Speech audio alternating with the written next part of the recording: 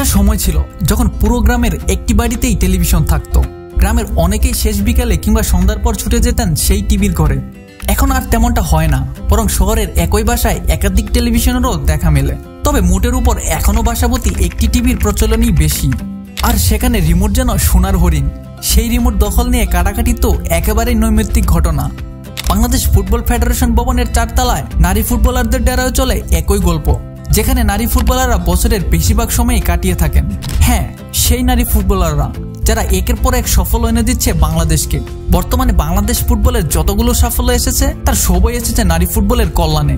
2022 এবং 24 সালের সাব জয়, কিংবা 2026 সালের এশিয়ান কাপে খেলার সুযোগ, হাত ছোঁয়া দূরত্বে অলিম্পিক এবং বিশ্বকাপ, এই সব কিছুই আনন্দে ভাসিয়েছে এদেশের লাখো ফুটবল ভক্তদের। কিন্তু তাদের শুরুর পথটা মোটেও সহজ ছিল না। যে দেশে ফুটবলকে প্রায়শই পুরুষের খেলা হিসেবে ধরা হয়, সেখানে নতুন এক প্রজন্মের নারীরা এসে সমস্ত নিয়ম ভেঙে তৈরি করেছে নিজেদের পথ। ঢাকা শহরের ধুলোবর্তী মাঠ থেকে জয় করেছে দক্ষিণ এশিয়ার বিশাল স্টেডিয়াম। কদিন পরেই মাঠে নামবে অস্ট্রেলিয়া, জাপান, সাউথ কোরিয়া কিংবা চায়নার মতো শক্তিশালী দলের বিপক্ষে। সেই অদম্য নারী দলের শুরুর গল্পই জানবো আজ। ভিডিও শুরু করার আগে একটা রিকোয়েস্ট, যারা আমাদের চ্যানেলটা এখনো সাবস্ক্রাইব করেননি, প্লিজ প্লিজ প্লিজ সাবস্ক্রাইব করে দিবেন। কারণ আপনারা সাবস্ক্রাইব করলে আমাদের কন্টেন্টের রিচটা বৃদ্ধি পাবে এবং আমাদের মোটিভেশনও বাড়বে। চলুন তাহলে ভিডিও শুরু করি। ফুটবল সির্ফ একটি বৈশ্বিক খেলাই নয়, বর্তমানে ফুটবল মানে বরং আরো অনেক বেশি কিছু। পুরো বিশ্বজুড়ে সবার পরিচিত এবং বহুল জনপ্রিয় এই খেলাটিতে পুরুষের পাশাপাশি নারীরাও ইদানিং সমান তালে এগিয়ে যাচ্ছে। তবে 90 দশকের শুরুর দিকে বাংলাদেশের মেয়েরা ফুটবল খেলবে একথা যেন চিন্তাই করা যেত না। সর্বপ্রথম 1977 সালে দেশসেরা ফুটবল শিক্ষক সাহেব আলীর তত্ত্বাবধানে বিকানুন্নেসা নূন স্কুলের বেশ কয়েকজন মেয়েকে প্রশিক্ষণ দেওয়া হয়েছিল। কিন্তু কিছুদিন চলার পর আর্থিক সংকটে সেটা আর ধারাবাহিকভাবে চলতে পারেনি। 2001 সালে পশ্চিমবঙ্গ নারী ফুটবল দল হঠাৎ করেই বাংলাদেশে আসে প্রদর্শনী ম্যাচ খেলতে। কিন্তু তখন বাংলাদেশের নারী ফুটবল প্রাতিষ্ঠানিকভাবে চালু হয়নি। যশোরে তারা দুভাগে ভাগ হয়ে একটি প্রদর্শনী ম্যাচ খেলে। সঙ্গে ছিলেন বাংলাদেশের বিভিন্ন ডিসিপ্লিনের কয়েকজন খেলোয়াড়। অপরদিকে পশ্চিমবঙ্গ মহিলা দলের নেত্রকোনায় খেলার কথা থাকলেও কট্টরপন্থীদের বাধার মুখে তা হয়নি। এ সময় ঢাকার মিরপুরের শেরে বাংলা জাতীয় স্টেডিয়ামে অনেকটা গোপন নামে যে গমেজ, ডালিয়া সহ বাংলাদেশের 5 জন মেয়ে এবং পশ্চিমবঙ্গের সাইড বেঞ্চে থাকা ফুটবলারদের নিয়ে বাফুফে একাদশ গঠন করা হয়। ওই দলের সঙ্গে পশ্চিমবঙ্গ দল প্রীতি ম্যাচ খেলে। উদ্দেশ্য ছিল বাংলাদেশের মেয়েদেরকে ফুটবলে আগ্রহী করে তোলা। বাংলাদেশে মহিলা ফুটবল চালুর ব্যাপারে ফিফা ও এএফসির কিছু তাগাদাও ছিল। 2003 সালের শুরুর দিকে কামরুন নাহার ডানা, যিনি বাংলাদেশ মহিলা ক্রীড়া সংস্থার সাধারণ সম্পাদিকা ছিলেন, তিনি জানান যে তারা নারী ফুটবল চর্চায় অবদান রাখতে চায় এবং সহযোগিতা করতে চায়। বাফুফের তৎকালীন সহসভাপতি সিরাজুল ইসলাম বাচ্চুকে চেয়ারম্যান এবং কামরুন নাহার ডানাকে সম্পাদিকা করে 15 সদস্যের মহিলা কমিটি গঠন করা হয়। শুরু হয় আমাদের নারী ফুটবলের আনুষ্ঠানিক পথ চলা।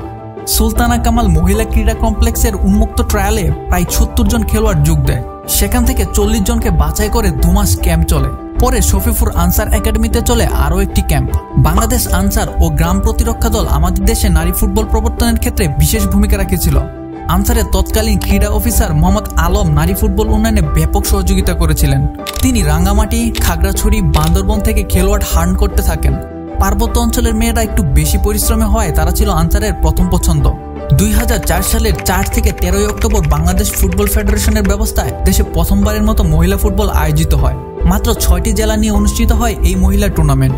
চ্যাম্পিয়ন হয় ঢাকা জেলা। ফাইনালে তারা বাংলাদেশ আনসার দলকে 1-0 গোলে হারায়। শ্রাবণী পোদ্দার প্রথম গোলদাতা হিসেবে নিজের নাম লেখান ইতিহাসের পাতায়। 2005 সালের মে মাসে এএফসি সমুদ্র 17 চ্যাম্পিয়নশিপে বাংলাদেশ দলকে আমন্ত্রণ জানানো হয়, যা নিয়ে চিন্তায় পড়ে যান তখনকার সংশ্লিষ্ট কর্মকর্তারা। কেননা নারী ফুটবলারদের বয়স তখন মাত্র 2 বছর। অনুশীলন হয়েছে বড় জোর 4 থেকে 5 মাস। এরই মধ্যে পশ্চিমবঙ্গের তৎকালীন রেল, যুব ও ক্রীড়ামন্ত্রী সুভাষ মুখার্জির সহযোগিতায় বাংলাদেশ মহিলা ফুটবল দলকে তারা একটি প্রীতি ম্যাচ খেলার জন্য আমন্ত্রণ জানায়। উদ্দেশ্য ছিল দক্ষিণ কোরিয়ার নেমহে সিটিতে এএফসি অনূর্ধ্ব 17 নারী ফুটবল খেলতে যাওয়ার আগে তাদের ভয় দূর করা। বাংলাদেশের মেয়েরা ফুটবল খেলছে, তাতেই তখন আনন্দিত দর্শকেরা। প্রচুর সমর্থন এবং উৎসাহ পায় আমাদের মেয়েরা। ফিরে এসে 1 সপ্তাহ পরেই কোরিয়ার যাত্রা, যেখানে বাংলাদেশ জাপান, গুয়াম এবং হংকংয়ের সাথে 3টি ম্যাচ খেলেছিল। প্রথম ম্যাচে বাংলাদেশ মুখোমুখি হয়েছিল এশিয়ার পরাশক্তি জাপানের সাথে। এ ম্যাচে বাংলাদেশ হেরেছিল 26-0 গোলের বিশাল ব্যবধানে। পরবর্তী 2 ম্যাচে যথাক্রমে গুয়ামের কাছে 1-0 এবং হংকংয়ের সাথে 2-1 গোলে হারে মেয়েরা। অভিজ্ঞতার অভাবেই হংকং এবং গুয়ামের কাছে হেরেছিল বাংলাদেশ। বাংলাদেশ দল হারলেও সব কর্মকর্তাই ভূয়সী প্রশংসা করেছিলেন বাংলাদেশের। কামরুন নাহার ডানা গিয়েছিলেন দলনেতা কাম ম্যানেজার হিসাবে। তিনি এএফসি কর্মকর্তাকে বলেছিলেন, এত অল্প সময়ের অনুশীলনে বাংলাদেশ নারী ফুটবল দলের পারফরম্যান্সে আমরা সন্তুষ্ট। তারই ধারাবাহিকতায় 2005 সালের মে মাসে AFC অনূর্ধ্ব-19 কোয়ালিফায়ার রাউন্ডে বাংলাদেশ নারী দল খেলতে যায় ভারতের দিল্লিতে। কোয়ালিফাই না হলেও বাংলাদেশের দলের পারফরম্যান্স ছিল আশাব্যঞ্জক। এ সময় কলকাতার ফুটবল কর্মকর্তা দেবু মুখার্জি রেলমন্ত্রী সুভাষ চ্যাটার্জির মাধ্যমে কলকাতায় 4টি প্রদর্শনী ম্যাচের আয়োজন করে দেন। মোহামেডান কর্মকর্তা আবু হাসান চৌধুরী প্রিন্সও সে সময় অনেক সহযোগিতা করেছিলেন। তখন দেশে ফুটবল টুর্নামেন্টের জন্য বড় বড় স্পন্সর কোম্পানির কাছে গিয়েও কোনো সাড়া পাওয়া যায়নি। তারা বলতো নারী ফুটবলে স্পন্সর করলে নাকি কট্টরপন্থীরা তাদের অফিস ভাঙচুর করবে। অন্যদিকে ফুটবল ফেডারেশনও আর্থিক অসচ্ছলতার জন্য ফুটবল টুর্নামেন্টের আয়োজন করতে পারেনি। এখানেও চলে আসে কামরুন নাহার ডানার নাম। তিনি কার্যনির্বাহী কমিটির সভায় অনুমোদন নিয়ে বাংলাদেশ মহিলা ক্রীড়া সংস্থা থেকে 2006 সালে আয়োজন করেন প্রথম আন্তঃজেলা নারী ফুটবল টুর্নামেন্ট, যেখানে অংশ নিয়েছিল 8টি জেলা। ফুটবল ফেডারেশনের আয়োজিত প্রথম আসরের চেয়ে 2টি জেলা বেশি, কোনো প্রকার স্পন্সর ছাড়াই।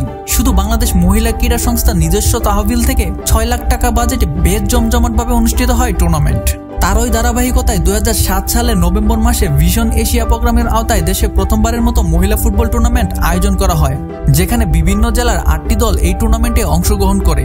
এই টুর্নামেন্টের সফলের পর বাংলাদেশ ফুটবল ফেডারেশন 2008 সালে ভিশন বাংলাদেশ প্রোগ্রামের আওতায় মহিলাদের জন্য স্কুল ফুটবল টুর্নামেন্ট আয়োজন করে। পরের বছর বিভিন্ন জেলাদের অংশগ্রহণে জাতীয় মহিলা ফুটবল চ্যাম্পিয়নশিপ চালু করা হয়। অবশেষে 2009 সালে গোলাম রাব্বানী সুটনের তত্ত্বাবধানে প্রথম মহিলা জাতীয় দল গঠন করা হয়। 2010 সালের 29 জানুয়ারি সাউথ এশিয়ান গেমসে নেপালের বিপক্ষে প্রথম আন্তর্জাতিক ম্যাচ খেলে বাংলাদেশ।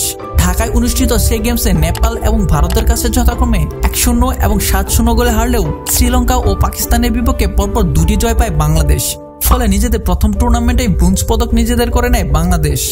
এবছরে কক্সবাজারে অনুষ্ঠিত হয় সাবস মহিলা চ্যাম্পিয়নশিপ, যেখানে ভুটানের বিপক্ষে 2-0 এবং শ্রীলঙ্কার বিপক্ষে 9-0 ব্যবধানে বিশাল জয় দিয়ে সেমিফাইনালে পৌঁছে যায় বাংলাদেশ। তবে সেমিফাইনালে নেপালের কাছে হেরে যায়। বাংলাদেশ মহিলা দলের উত্থান শুরু হয় মূলত 2012 সালের পর থেকে। 2012 সালে সাব চ্যাম্পিয়নশিপের পর BFF মহিলা দলের জন্য একটি কাঠামো তৈরিতে কাজ শুরু করে। অন্যদিকে সরকার 2011 সালে Bangamata Sheikh Fazilatunnesa Mujib gold cup football tournament চালু করে, যেখানে দেশ জুড়ে অসংখ্য ফুটবল খেলোয়াড় তাদের প্রতিভা প্রদর্শনের সুযোগ পায়। এতে করে জাতীয় দলের প্রতিভাবান খেলোয়াড়দের একটি পাইপলাইন তৈরি হয়। 2014 সালের অক্টোবর মাসে নারিও সুতিতাকে বাংলাদেশ দলের প্রথম বিদেশি কোচ হিসাবে নিয়োগ দেওয়া হয়। এ সময় বাংলাদেশ দল 2014 সাব চ্যাম্পিয়নশিপের জন্য প্রায় 1 বছরের একটি বিশেষ ক্যাম্প শুরু করে, যার ফলাফলও হাতে নাতে পায় বাংলাদেশ। গ্রুপ পর্বের 3টি ম্যাচের মধ্যে 2টি জিতে সেমিফাইনালে পৌঁছায়, কিন্তু নেপালের বিপক্ষে গিয়ে 1-0 গোলে হেরে যায়। এই প্রতিযোগিতা শেষ হওয়ার পর গোলাম রাব্বানী ছোটন আবারও প্রধান কোচের দায়িত্বে ফিরে আসেন। গোলাম রাব্বানী ছোটন দ্বিতীয় মেয়াদে দলের দায়িত্ব নিয়ে বদলে দিতে থাকেন মহিলা ফুটবলের চিত্র। এ সময় বয়সভিত্তিক দল থেকে নিয়মিত সাফল্য আসতে থাকে। অন্যদিকে 2016 সাব চ্যাম্পিয়নশিপে মালদ্বীপকে 6-0 গোলে হারিয়ে ফাইনালে পৌঁছায় বাংলাদেশ।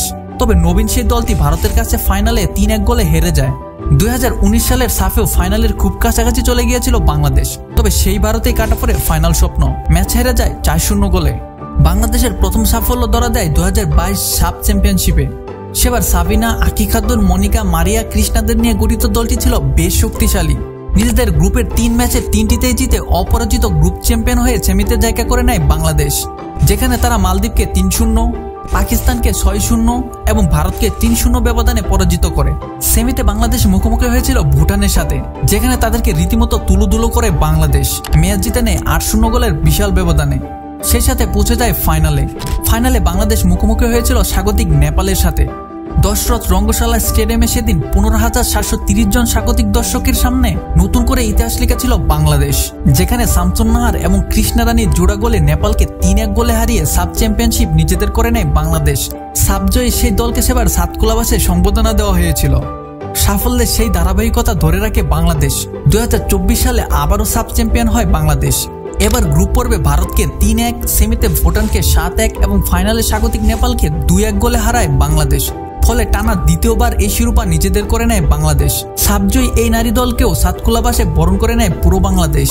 তবে সম্প্রতি বাংলাদেশের সেরা সাফল্য এসেছে পিটার বাটলারের হাত ধরে, যেখানে বাংলাদেশের মেয়েরা জায়গা করে নিয়েছে AFC এশিয়ান কাপের মূল পর্বে। বাছাই পর্বে তারা শক্তিশালী বাহরাইনকে 7-0, মালদ্বীপকে 2-1 এবং তুর্কমেনিস্তানকে 7-0 গোলে হারায়। ফলে 2026 সালের অস্ট্রেলিয়ায় অনুষ্ঠিত হতে যাওয়া এশিয়ান কাপের মূল পর্বে জায়গা করে নেয় বাংলাদেশ, যেখান থেকে সুযোগ থাকছে সরাসরি বিশ্বকাপ এবং অলিম্পিক খেলার। এত সাফল্য অর্জন করার পরও নারী ফুটবলাররা অবহেলিত। নিয়মিত বেতন বোনাস না পাওয়া, অর্থের অভাবে খেলতে যেতে না পারা, পর্যাপ্ত সুযোগ সুবিধা না পাওয়ার মতো ভুরি ভুরি অনিয়ম দেখা যায় নারী ফুটবলে। এবং কি তাদের খাওয়া দাওয়া এবং থাকার ব্যবস্থা নিয়েও রয়েছে প্রশ্ন, যেখানে বাফুফে ভবনের 4 তলায় আঁটোসাঁটো হয়ে থাকতে হয় নারী ফুটবলারদের। একটি মাত্র টিভির রিমোট নিয়ে করতে হয় কাড়াকাড়ি।